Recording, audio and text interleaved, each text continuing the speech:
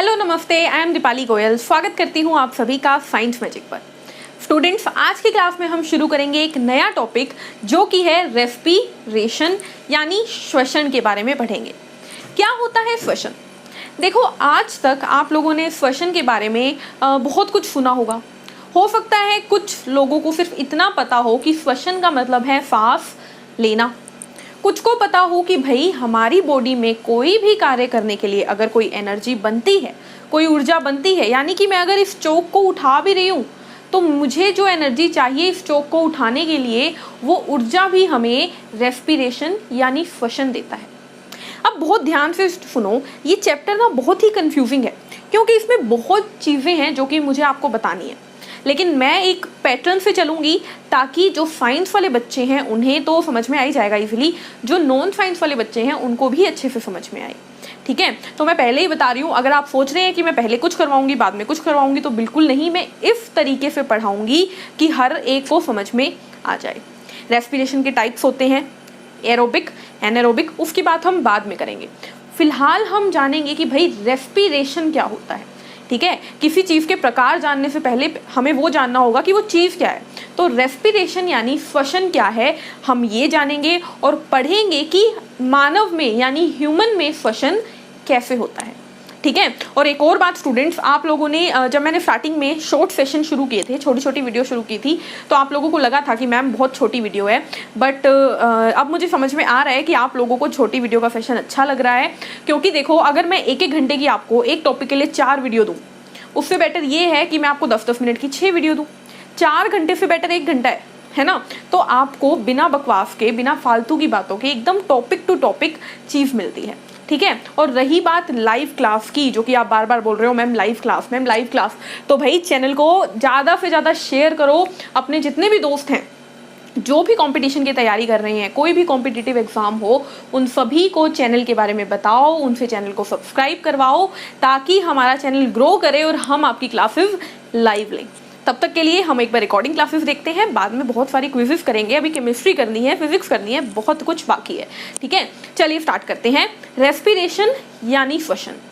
अगर सीधी भाषा में रेस्पिरेशन में बोलूं तो आप बोलेंगे रेस्पिरेशन है सीधी भाषा में आपके खाने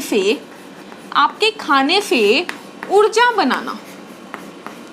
ठीक है, जो भी आपने खाना खाया उससे ऊर्जा बनाना रेस्पिरेशन है। सीधी भाषा में एक इंसान ये जानता है, या फिर जानता है कि सांस लेना क्या है, रेस्पिरेशन है। ठीक है, ये 2 चीजें एक आम इंसान जानता है, या तो ये जानता है या वो जानता है, लेकिन दोनों ही गलत नहीं है क्योंकि इन दोनों का मिलाकर ही बनता है रेस्पिरेशन। देखो, थोड़ा सा डाइजेशन यानी पाचन की तरफ चलते हैं। हमने पाचन में पढ़ा था कि हमारे खाने के अंदर कार्बोहाइड्रेट, प्रोटीन और फैट यानी वसा होता है, और हम लोग उनका पाचन करते हैं। कार्बोहाइड्रेट को ग्लूकोज में तोड़ते हैं, प्रोटीन को अमीनो एसिड यानी अमीनो अम्ल में तोड़ते हैं, फैट को, वसा को वसीय अम्ल और ग्लिसरॉल यानी फैटी एसिड और ग्लिसरॉल में तोड़ते हैं। उसके बाद मैंने आपको ये भी बताया कि जो प्रोटीन है वो हमारी मांसपेशियों की विकास के लिए यानी मसल्स की डेवलपमेंट के लिए यूज हो जाता है, अमीनो अम्ल यूज हो जाते हैं। फैटी एसिड और ग्लिसरॉल हमें थोड़ी बहुत एनर्जी देके बाकी बॉडी के एडिपोज टिश्यू में स्टोर हो जाते हैं, बॉडी के एडिपोज ऊतक में स्टोर हो जाते हैं, संग्रहित हो जाते हैं। बची ग्लूकोज हमें एनर्जी देती है। तो यहाँ पर वो जो ग्लूकोज है ना, उसी का सारा खेल है। थोड़ा सा पहले की क्लासेस में जा रही हूँ, आपको याद होगा हमने पढ़ा था स्मॉल इंटेस्टाइन के बारे में, छोटी आंत के बारे में, और हमने बोला था कि भाई छोटी आंत के अंदर कुछ विलाई नाम के स्ट्रक्चर होते हैं। क्या होते हैं? विलाई नाम के स्ट्रक्चर, जो क्या करते हैं, छोटी आंत में जो ग्लूकोज होता है ना, उसको ब्लड में दे देते हैं, उसको रक्त में दे देते हैं। ठीक है, फिर क्या होता है स्टूडेंट्स, मैंने बताया था, देखो यहाँ पे डाइजेशन खत्म हो गया, एब्जॉर्प्शन हो गया यानी कि अवशोषण हो गया। फिर मैंने बोला था ये रक्त वाला ग्लूकोज यूज होता है यानी इसका प्रयोग किया जाता है, यानी मैंने बोला था इसका एसिमिलेशन होता है। तो respiration is all about assimilation. Respiration ही वो प्रक्रिया है जिसमें ये यूज हम सीखेंगे कि कैसे ग्लूकोज का यूज होता है। समझ में आई ये बात कि ग्लूकोज भाई हमने तोड़ भी लिया, हमने भेज भी दिया, अब हम उसे यूज कैसे करेंगे, ठीक है। अब आप एक और बात सुनिए कि हमारा ये ग्लूकोज कहाँ पे है, छोटी आंत में, यहाँ से कहाँ चला गया, रक्त में, रक्त से चला जाएगा हमारी बॉडी की सेल यानी कोशिकाओं के अंदर।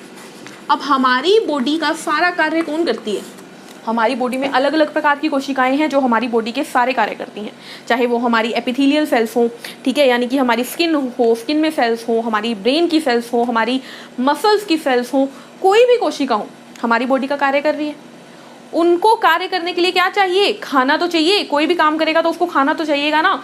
खाना क्या है, ग्लूकोज है। तो ये ग्लूकोज कहाँ चला जाता है, कोशिकाओं के अंदर, जितनी कोशिकाएं हैं सबके अंदर ग्लूकोज चला जाएगा और वहां जाने के बाद उसका क्या होगा, एसिमिलेशन यानी प्रयोग होगा।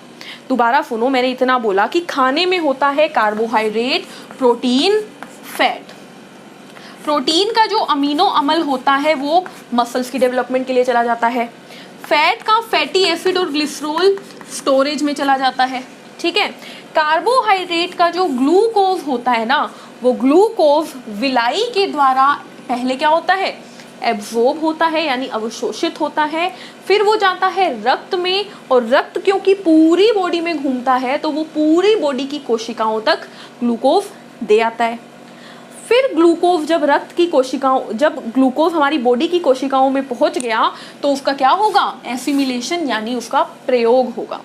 और प्रयोग क्या है, प्रयोग है रेस्पिरेशन। समझ में आई। अब समझते हैं रेस्पिरेशन को इन डिटेल। देखो रेस्पिरेशन जो है स्टूडेंट्स, ये 2 स्टेप में होता है। कितने स्टेप में होता है, 2 स्टेप में होता है, ठीक है। पहला स्टेप है ब्रीदिंग, पहला स्टेप है ब्रीदिंग यानी सांस लेना, या मैं बोलूं सांस लेना और देना। और दूसरा स्टेप है स्टूडेंट्स जिसका नाम है सेलुलर रेस्पिरेशन, जिसका नाम है सेलुलर रेस्पिरेशन। देखो क्यों सेलुलर रेस्पिरेशन नाम है, बहुत सीधे शब्दों में, कोशिका श्वसन।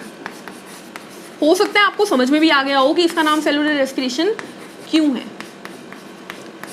यह रेस्पिरेशन सेल में होता है, कहाँ पे होता है, कोशिका में।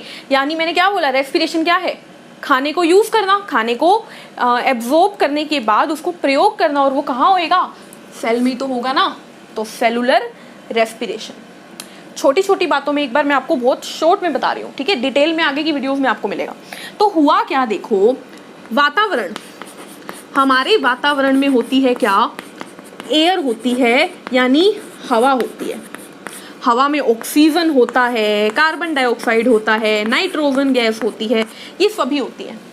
लेकिन आप सभी इतना तो जानते हैं, साइंस वाले हो नॉन साइंस वाले हो, आप इतना जानते हो कि हमें जिंदा रहने के लिए क्या चाहिए, ऑक्सीजन। तो ये पूरा प्रोसीजर कि भाई देखो इसमें भी गड़बड़ है, देखो इसमें भी गड़बड़ है। हम जब सांस लेते हैं ना, हमें ज़रूरत ऑक्सीजन की होती है, लेकिन हम लेते तीनों ही हैं, क्योंकि हमारे नाक के पास ऐसा कोई फिल्टर नहीं है कि ऑक्सीजन को आने दे, बाकियों को गेट पे हाथ लगा के रोक ले कि भाई तुम बताओ, ठीक है। तो हम लेते तीनों चीज़ें हैं, लेकिन इसकी बात हम डिटेल में बाद में करेंगे, क्योंकि मैं बोल रही हूँ ना कि मुझे आपको स्टेप वाइज हर बात बतानी है। तो फिलहाल के लिए इतना याद रखो कि वातावरण से हम हवा लेते हैं, वातावरण से हम हवा लेते हैं, और इसी चीज़ को बोला जाता है ब्रीदिंग। हवा लेना यानी सांस लेना, ठीक है। अब हवा कहाँ पहुँच गई है, हवा पहुँच गई है हमारी बॉडी के अंदर, हमारी बॉडी के अंदर। अब ये जो हवा है और इस हवा में मौजूद जो ऑक्सीजन है वो हमारी बॉडी में पड़े, हमारी बॉडी की कोशिकाओं में क्या पड़ा है, ये क्या है, मेरी बॉडी की सेल है एक, इसमें क्या पड़ा है, ग्लूकोज पड़ा है ना। अभी हमने बात की सेल के अंदर ग्लूकोज पहुंच जाता है। ये ऑक्सीजन इस ग्लूकोज के साथ जुड़कर हमारी बॉडी को कार्य करने के लिए एनर्जी यानी ऊर्जा देती है। बताओ समझ में आई ये बात। यानी कि देखो बॉडी के अंदर ग्लूकोज बैठा है और इंतज़ार कर रहा है कि कोई आएगा मेरी मदद करेगा तभी मैं एनर्जी दूंगी। अब खाना पड़ा रहे आपके सामने, आप खाओ ही मत, तो क्या खाना आपको एनर्जी देगा, नहीं। खाने को खाने के लिए आपको हाथ तो लगाने पड़ेंगे ना। बस ये मान लो बॉडी में जो खाना पड़ा है ना उसके लिए हाथ का काम कर रही है ये ऑक्सीजन, ठीक है। यानी ऑक्सीजन जो है वो जब इसको उठाएगी ना तभी आप इस खाने से एनर्जी ले पाओगे, ठीक है। तो ऑक्सीजन कहाँ से आई, ब्रीदिंग से आई।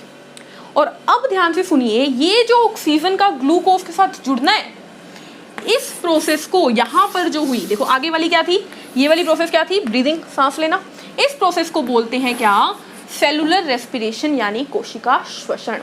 ये पूरी की पूरी जो चीज़ है ना, बहुत डिटेल में हम एक एक करके आगे की वीडियोस में पढ़ेंगे। तो अभी मैंने आपका सिर्फ बेस बनाया ताकि आपको आगे की कहानी समझ में आए। और एक और खास बात स्टूडेंट्स, जब ये एनर्जी बनती है तब यहाँ पर एक और चीज़ बनती है, वो है कार्बन डाइऑक्साइड। अब आप ये भी जानते हैं, चाहे आप साइंस के हो चाहे आप नॉन साइंस के, कि हम लेते तो ऑक्सीजन है लेकिन देते कार्बन डाइऑक्साइड है। ठीक है, तो आप सोचोगे कि भाई ऑक्सीजन ले तो रहे हैं, लेकिन बॉडी में जब ऑक्सीजन जा रही है तो कार्बन डाइऑक्साइड कहाँ से निकलती है, यहाँ से निकलती है। यही कार्बन डाइऑक्साइड फिर हम वातावरण को दे देते हैं। तो इस तरीके से हमारी बॉडी के अंदर रेस्पिरेशन चलती है 2 स्टेप्स में, ब्रीदिंग और सेलुलर रेस्पिरेशन। अब हम मिलेंगे हमारी नेक्स्ट वीडियो में, जिसमें हम जानेंगे कि ब्रीदिंग जो होती है वो कैसे होती है। ठीक है, ब्रीदिंग की क्या स्टेप्स हैं। तो मिलते हैं नेक्स्ट वीडियो में, तब तक के लिए चैनल को लाइक कीजिए, शेयर कीजिए, सब्सक्राइब कीजिए। नोट्स लेने के लिए टेलीग्राम चैनल को सब्सक्राइब करना ना भूलें, लिंक आपको डिस्क्रिप्शन में दे दिया गया है। Take care, thank you, bye bye.